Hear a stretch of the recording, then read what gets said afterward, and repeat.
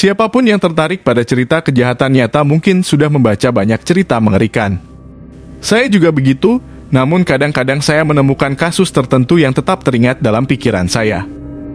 Ada kasus kejahatan yang sangat kejam sehingga sulit untuk membayangkan bahwa seseorang bisa melakukan hal-hal yang sangat mengerikan setelah Anda mendengarnya dalam kasus ini.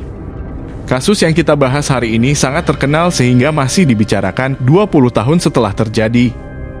Ini sangat keji sehingga polisi berpikir itu pasti fiktif. Ini adalah kisah pembunuhan Hello Kitty. Pada bulan Mei 1999, seorang gadis berusia 13 tahun bernama Ah Fong masuk ke kantor polisi di Hong Kong dan mengatakan bahwa dia sedang dihantui. Awalnya, petugas mengira gadis itu pasti menggunakan narkoba, terutama karena dia memiliki catatan terkait dengan anggota geng. Namun, mereka mulai memperhatikan saat dia menceritakan bahwa dia dihantui oleh hantu seorang wanita muda yang dibunuh. Dia bahkan bisa membawa mereka ke tempat di mana wanita itu dibunuh. Meskipun ragu, petugas mengikuti Ah Fong ke sebuah gedung apartemen di Kolo On, sebuah wilayah perkotaan di Hong Kong. Mereka tidak siap untuk apa yang mereka temukan, darah di seluruh lantai dan dinding, serta aroma daging busuk. Korban adalah seorang wanita berusia 23 tahun yang bernama Fan Man-ye, seorang hostes di sebuah klub malam dengan kehidupan yang sangat sulit. Ketika masih kecil, Fan ditinggalkan oleh orang tuanya dan dibesarkan di panti asuhan untuk wanita. Ketika remaja, dia kecanduan narkoba stimulan dan beralih menjual tubuhnya untuk membayar narkoba. Dia terus melakukannya untuk memenuhi kebutuhannya setelah dipaksa meninggalkan panti asuhan pada usia 16 tahun. Pada tahun 1996, Fan menikah dengan Ing, dan bersama-sama mereka memiliki seorang putra. Hubungan mereka sangat tidak stabil, bisa dikatakan kekurangan. Keduanya berjuang dengan kecanduan dan lebih dari sekali tetangga memanggil polisi ketika mendengar pertengkaran mereka di rumah.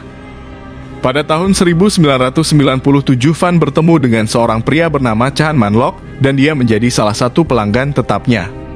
Chan bisa memenuhi kebutuhannya sebagai seorang pemasok narkoba kenamaan di Hong Kong dan pemimpin Triad, sebuah kelompok kejahatan terorganisir yang berasal dari Tiongkok. Fan menyadari ini dan meskipun dia tahu Chan adalah orang yang berbahaya, itu tidak menghentikannya dari membuat kesalahan fatal.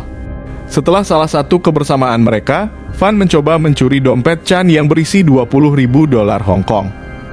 Chan marah dan menuntut Fan membayar kembali uang tersebut dengan bunga lebih dari 2 kali lipat. Fan berhasil membayar kembali jumlah awal tersebut, tapi kesulitan untuk melunasi sisa. Chan memberitahunya bahwa agar bisa melunasi hutangnya, dia harus menjadi bawahannya dan semua penghasilannya akan diambil sebagai pembayaran atas pencurian darinya. Apakah ini adalah rencana awal atau tidak masih menjadi misteri, tapi itu hanya bagian dari apa yang dia rencanakan untuk Fan. Chan adalah penyewa apartemen tempat Ah Fong membawa polisi, dan itulah tempat dia dan 2 rekannya membawa Fan. Sekarang, saya akan memperingatkan kalian pendengar.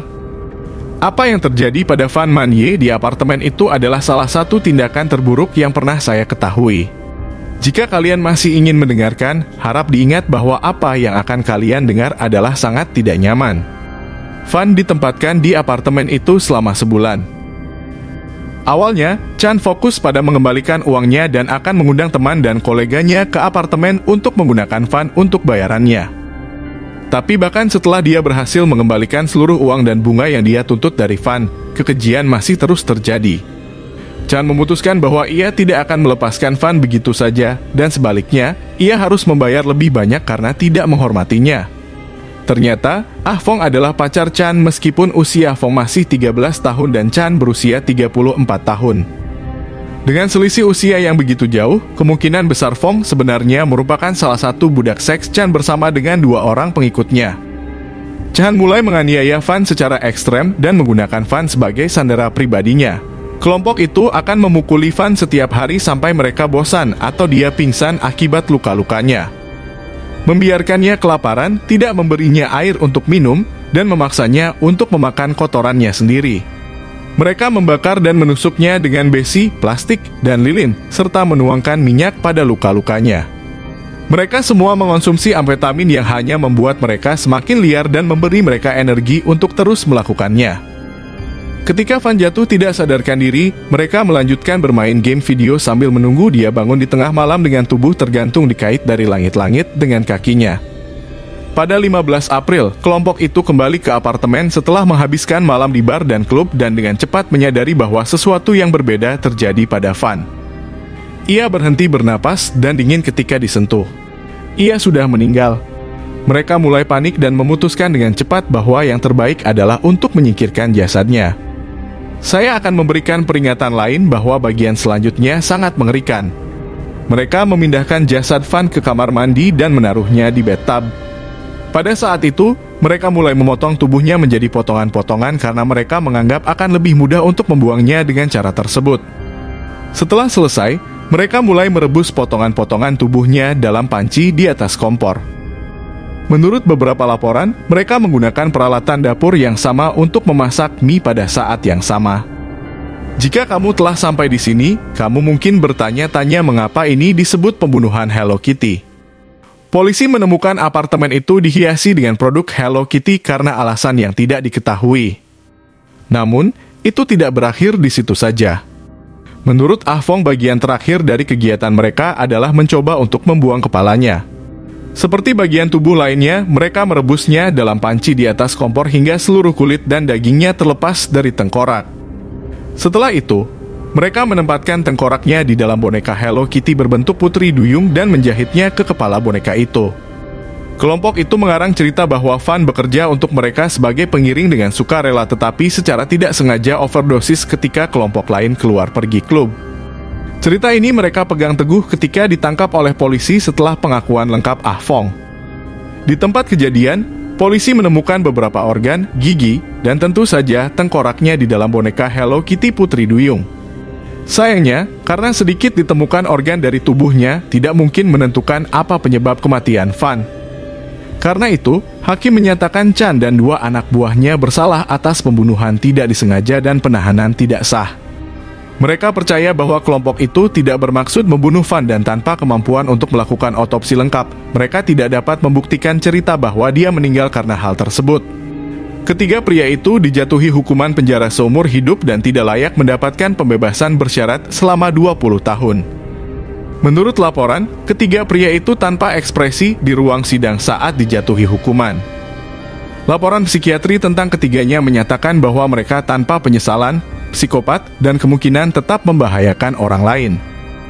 Ah Fong tidak diberi hukuman atas keterlibatannya dalam penculikan dan pembunuhan Fan Man-ye.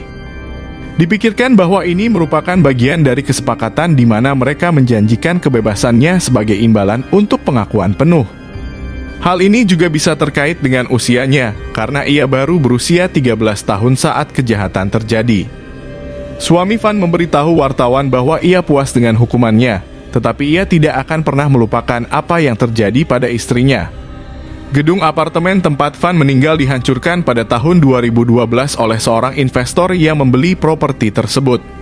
Sejak pembunuhan terjadi, tidak ada yang ingin tinggal di gedung tersebut dan hampir sepenuhnya kosong ketika mereka memutuskan untuk menghancurkannya. Ada juga laporan dari penduduk lokal dan penyewa sebelumnya dari gedung tersebut bahwa mereka melihat penampakan hantu setelah Fan dibunuh.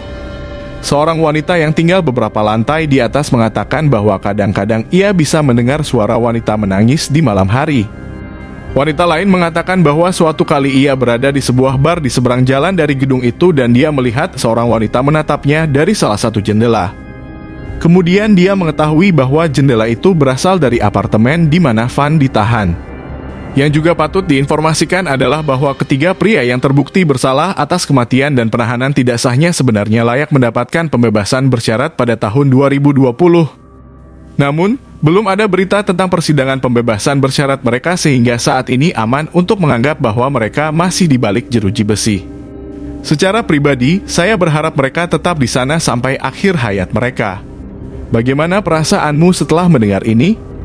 Ini adalah salah satu kejahatan yang paling brutal yang pernah saya dengar. Saya berharap keluarga Fan Man-ye berhasil menerima apa yang terjadi padanya dan Ah Fong bisa melanjutkan kehidupan normal.